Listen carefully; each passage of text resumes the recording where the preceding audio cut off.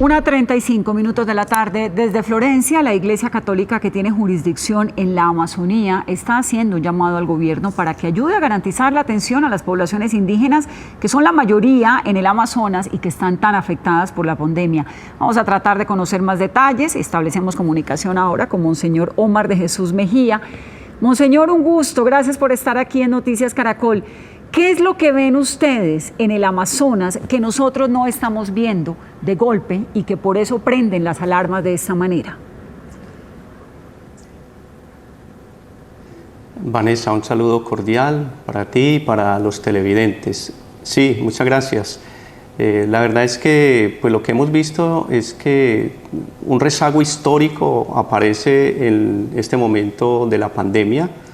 De hecho, esta semana que teníamos una reunión virtual con la OPIAC, es decir, con la Organización de Indígenas, hablábamos inclusive de las bondades del coronavirus, y es que esta situación ha puesto de manifiesto la vulnerabilidad y la necesidad en infraestructura médica de la Amazonía colombiana, inclusive de infraestructura de comunicación y pues una presencia mucho más activa y más viva del Estado. Entonces aprovechamos este espacio y muchas gracias, es un llamado, un clamor que hacemos los obispos de esta zona, y pues inclusive se ha hecho un manifiesto hace 15 días en el que les ofrecemos desde luego nuestro respaldo a los indígenas, nuestra presencia, nuestro acompañamiento, y también no solamente al gobierno nacional sino a las instituciones a nivel internacional que tengan en cuenta la Amazonía. Es un tema que ya hace 5 años, inclusive esta semana lo estamos celebrando,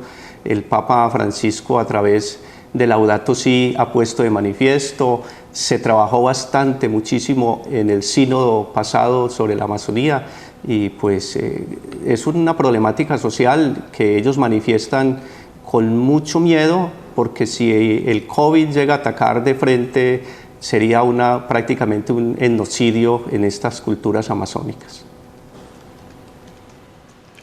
Monseñor, si bien se han anunciado ayudas por parte del gobierno nacional para lo que está ocurriendo en el Amazonas hoy, ¿qué es eso que es imperativo, urgente, que envíe en este momento el gobierno para atender y dar esa primera mano a las comunidades indígenas afectadas por la pandemia? Imperativo, desde luego que toda la Amazonía, pero de una manera muy particular el Amazonas. Leticia, que hace parte también de este bioma amazónico. Yo hablaba esta mañana con los obispos de estas zonas y nos decían, bueno, ciertamente el señor ministro ha hecho presencia y ven mucha seguridad, desde luego, y eso está bien, por ejemplo, en los militares.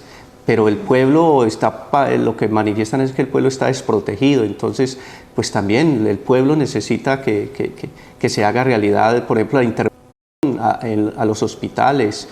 El señor obispo, por ejemplo, de Inírida manifestaba que ellos en este momento necesitarían 3 ambulancias acuáticas urgentes para atender todos estos límites con los países vecinos.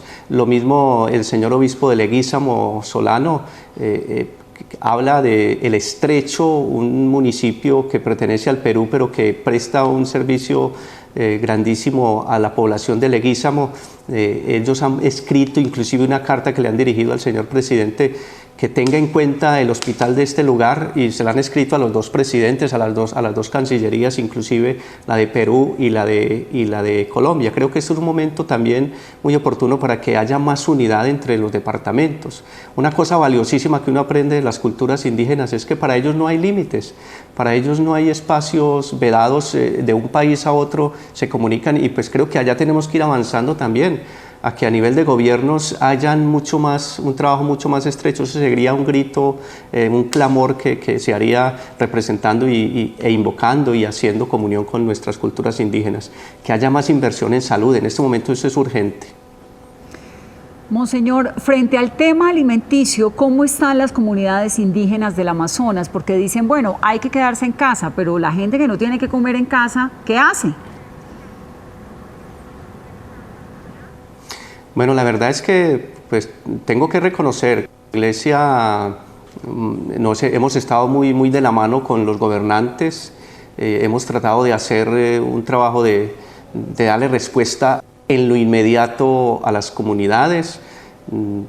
Nosotros hemos habilitado, por ejemplo, un banco de alimentos. Cada sacerdote, he tratado de comunicarme con ellos, de visitarlos, inclusive los señores obispos me han manifestado.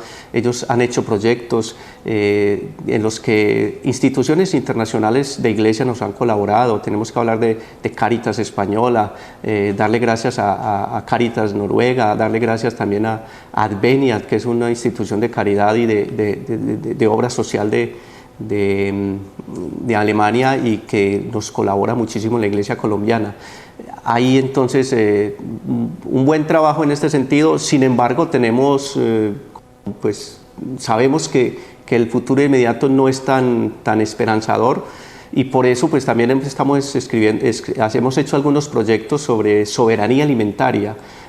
La idea es que aprendamos a cultivar más y que aprovechemos los espacios de algunos terrenos, de algunos solares que tenemos inclusive en las mismas ciudades, para que produzcamos alimentos y demos respuesta a la situación. Creo que también es una oportunidad y diríamos que es el gran momento para hacernos conscientes que esta tierra tenemos que cultivarla, que no sea solamente para ganadería, mucho menos para coca y mucho menos desde luego para el extractivismo, que sea también para cultivar, porque son tierras que producen muchísimo, pero que a veces se nos ha olvidado hacerlo.